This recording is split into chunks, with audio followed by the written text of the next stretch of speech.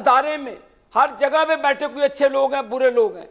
आपने जिस तरह हमारे साथ जुल्म और ज्यादती बरती, हमने तो हर चीज को सेक्रीफाइस किया, कभी लब कुशाई नहीं की।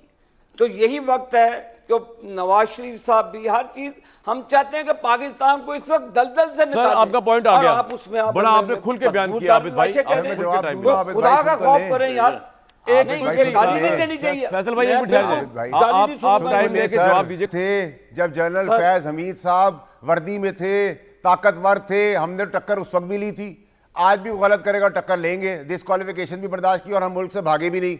हम वर्दी में भी लड़ाई करना जानता हूं, बर्दाश्त भी करना जानता हूं।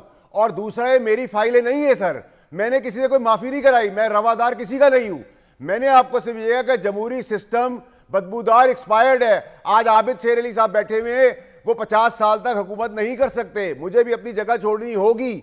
हमारे वालिदैन ने भी हमें